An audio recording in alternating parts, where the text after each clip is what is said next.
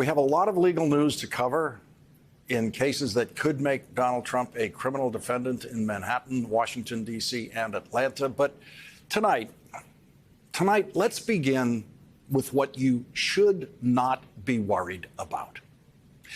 It was a weekend of high anxiety news for millions of people concerned with the rule of law in this country, beginning with Donald Trump's social media posting on Saturday morning announcing that he was going to be arrested on Tuesday and charged with crimes for the first time in his life by Manhattan District Attorney Alvin Bragg.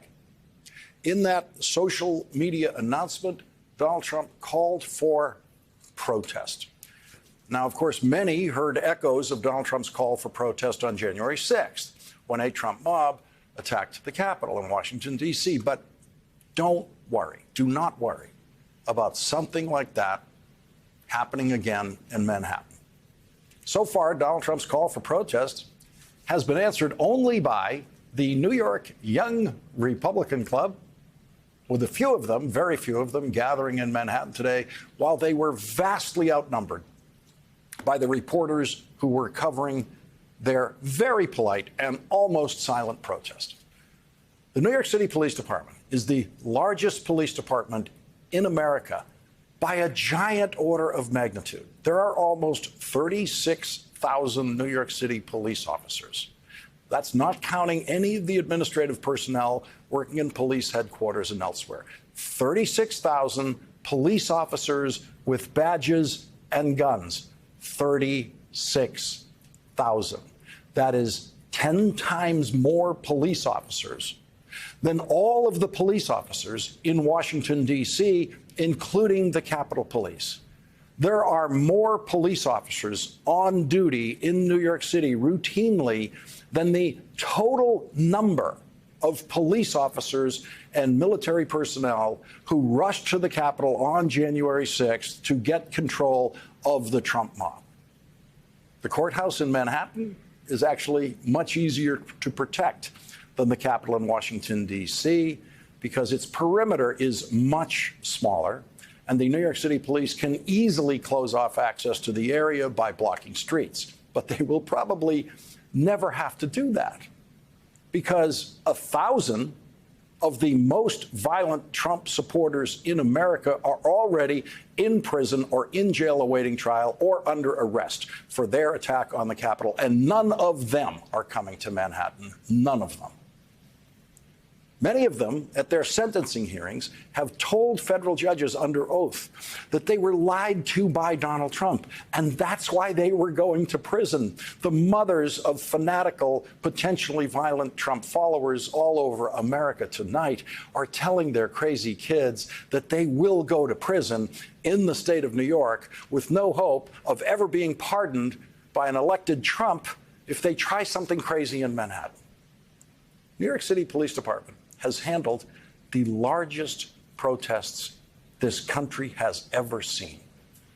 400,000 people turned out in Manhattan alone the day after Donald Trump was inaugurated to protest the Trump presidency, and the NYPD handled that protest virtually without incident. That was part of the single largest protest in the history of the world that day, with protests against Donald Trump's presidency all over the world, in every state of the union.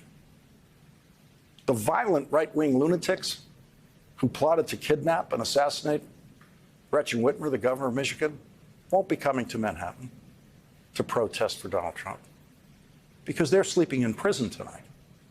Donald Trump had over 3 weeks to summon all of his followers to Washington, D.C. on January 6th, and he only convinced a couple of thousand of them to actually physically go up to the Capitol and attack the Capitol. That's a couple of thousand out of 74 million people who voted for Donald Trump. More than 99% of Trump voters would never dream of lifting a finger in violent protest for Donald Trump. In fact, more than 99% of Trump voters have never been to a Trump rally and are never going to go to a Trump rally. Don't worry about them pouring into Manhattan. The New York Young Republican Club might hold another event after the fun of attracting some cameras today, but you don't have to worry about Trump voters in any way ever disrupting life in Manhattan. And you do not have to worry about Trump protesters slowing down for 1 second anyone working in the Manhattan District Attorney's Office or the grand jurors who are hearing the case. Here's what Kevin McCarthy said about protests for Trump. I don't think people should protest this, no. Kevin McCarthy knows that violent mobs protesting for Donald Trump are very bad for Republican election prospects. And so far, Trump supporters are following Kevin McCarthy on this one, not Donald Trump. But Kevin McCarthy also made a statement this weekend that worried people concerned about the rule of law. Hours after Donald Trump predicted his own arrest, Kevin McCarthy tweeted an attack on the Manhattan District Attorney and said, "I'm directing relevant committees to immediately investigate if federal funds are being used to subvert our democracy by interfering in elections with politically motivated prosecutors." That was Saturday. And today, the most childish committee chairman in the history of the House of Representatives delivered on Kevin McCarthy's threat with this letter, right here, this letter. It's not a subpoena, it's a letter to Alvin L. Bragg, Jr., District Attorney, New York County. This letter says, "Dear Mr. Bragg, you are reportedly about to engage in an unprecedented abuse of prosecutorial authority. The indictment of a former president of the United States and current declared candidate for that office. If these reports are accurate, we expect that you will testify about what plainly appears to be a politically motivated prosecutorial decision." The weekend was filled with angst by some observers worried about congressional interference in a criminal prosecution in New York City, which will surely be followed by congressional interference in a possible prosecution in Atlanta. If Nancy Pelosi had gotten this letter, if she'd received this letter, this is what she would do with it. That would get the Pelosi rip faster than any paper she has handled since the Trump State of the Union address.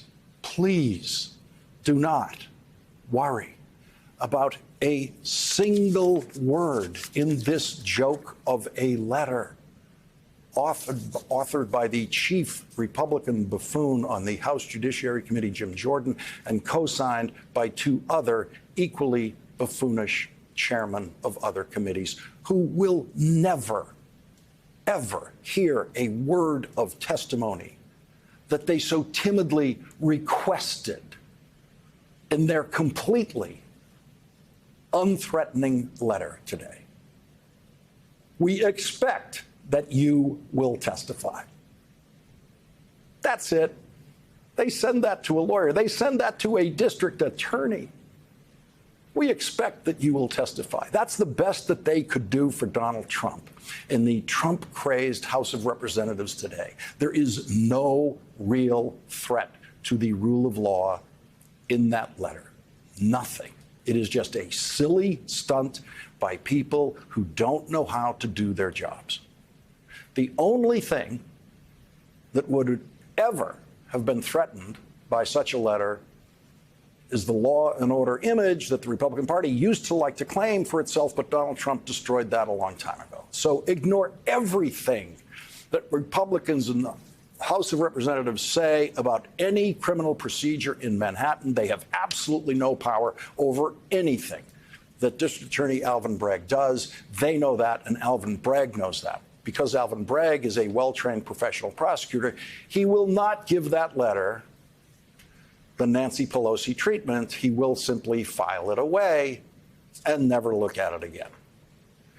So that's what you don't have to worry about tonight.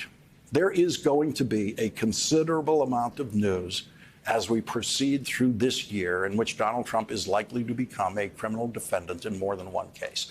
On this program, we will either ignore the noise or occasionally, like tonight, address the noise so that you can then ignore it for being the nonsense that it is. What matters from now on, from this night on, is what the prosecutors do and say and what happens in grand jury rooms and in courtrooms. That is all that matters in the year of Defendant Trump. Donald Trump will produce nothing but noise. So the healthy approach is to ignore just about everything he says. Republican politicians will produce nothing but noise in reaction to possible Trump prosecutions. And so the road to sanity there includes ignoring what all of them have to say. Do not overreact into thinking that they are somehow threatening the rule of law in this country when they say something utterly childish that they are not empowered to actually do. I may have to issue this sort of reminder from time to time as we proceed through this year, but as of tonight, I can tell you the only people who should be worried about what is happening in grand jury rooms in Manhattan and Atlanta and Washington, D.C. are Donald Trump and anyone who has in any way aided and abetted Donald Trump in the commission of crimes. If you're not one of those people, then you can sit back and watch these cases unfold.